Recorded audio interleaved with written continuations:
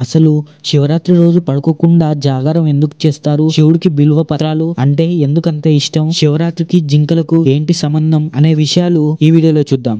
స్కంద పురాణం, పద్మ పురాణంలో ఈ శివరాత్రి గురించి చాలా వివరంగా వివరించారు. చాలా విషయాలు ఉన్నాయి. ముఖ్యంగా ఉపవాసం, జాగారం ఎందుకు చేస్తారో నేను చెప్తా. ఇంట్రెస్టింగ్ గా ఉంటుంది, లాస్ట్ వరకు చూడండి. ఇది శివపార్వతుల వివాహం జరిగిన రోజు. పార్వతి శివుడికి నిష్టగా వ్రతం చేసి ఏమవుతుంది అని అడగగా శివుడు ఒక చిన్న కథను పార్వతికి చెప్తాడు. ఒక కొండ ప్రాంతంలో వేటగాడు ఉండేవాడు. రోజు అడవికి వెళ్లి జంతువులను చంపి తన కుటుంబానికి ఆహారం తీసుకెళ్లి వెళ్లేవాడు. ఒక రోజు ఒక్క జంతువు కూడా కనిపించలేదు. ఖాళీ చేతులతో ఇంటికి వెళ్తున్న వేటగాడికి ఒక నీటి కొలను కనిపిస్తుంది. ఈ కొలనులోకి నీళ్లు తాగడానికి ఏదో ఒక జంతువు వస్తుందని అక్కడే ఉన్నాడు. చెట్టు మీద కూర్చొని ఎదురు చూశాడు. వేటగాడు రాత్రి కావడంతో చలికి వణుకుతూ శివ అని తను ఊతపదం అనుకుంటూ ఉన్నాడు. చెట్టుపై నుంచి జంతువులు కనిపించడానికి అడ్డుగా ఉన్న ఆకులను, కొమ్ములను తెంపి కిందికి వేశాడు. అలా ఎదురు చూశాడు. ఈ లోపు ఒక ఆడజింక వచ్చి అక్కడ నీళ్లు తాగుతుంది. జింక వైపు బాణం ఎక్కువ పెట్టేసరికి ఆ జింక మానవ గొంతులో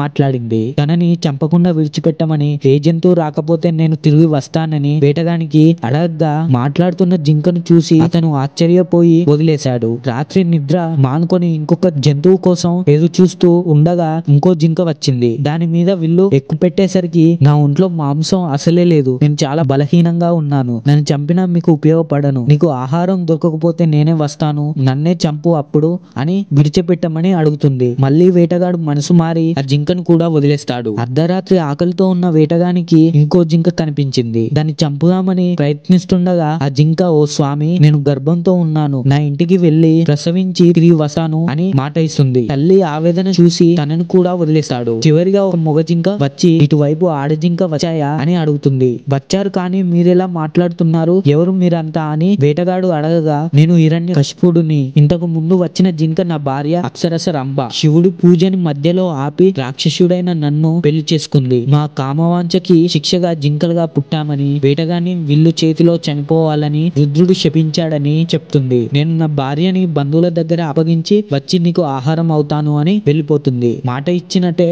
ఆ 4 జింకలు పొద్దున్నే వచ్చి నన్ను చంపు అని వేటగాడిని బతిమాలుతాయి. వాటి మంచి గుణం చూసి వేటగాడి మనసు చెలించుతుంది. ఇచ్చిన మాట కోసం పక్కవారిని బ్రతికించడం కోసం చావుకైనా సిద్ధమయ్యారు. మీరు వెళ్ళిపోయి సంతోషంగా గడపండి అని చెప్తాడు. అప్పుడు దేవతలు ప్రత్యక్షమై ఆ వేటగాడికి స్వర్గలోక ప్రాప్తి కల్పిస్తారు. జింకలను దీవించి మీరు నక్షత్ర రూపంలో ఇక నుంచి ప్రకాశిస్తారు అని, ఆ నక్షత్రాలను కలిపితే మృగశీర అనే జోడిక్ సైన్ ఏర్పడుతుందని చెప్తారు. అదే రోజు శివరాత్రి జరుపుకుంటారు. ఆ వేటగాడు ఎందుకు ఇదంతా జరిగిందని అడగగా దేవతలు, నువ్వు కూర్చున్నది మారేడు చెట్టు, బిల్వా ట్రీ. ఆ ట్రీ కింద స్వయంభూ శివలింగం వెలిసి మరుగున పడిపోయింది. నీకు తెలియకుండా రాత్రంతా ఏమీ తినకుండా శివ అని పిలుస్తూ పడుకోకుండా ఉండి శివుడికి ఇష్టమైన మారేడు ఆకులను లింగంపై పడేశావు అని శివునిచే శపించబడిన ఆ జింకలను కూడా నీ దయ వల్ల శాప విమోచనం కలిగిందని చెప్తారు. ఈ కథ శివుడు పార్వతికి చెప్తూ, తెలిసి చేసినా తెలియక చేసిన మంచి మనసుతో నన్ను పిలిస్తే పలుకుతానని, ఆ 3 ముఖాలున్న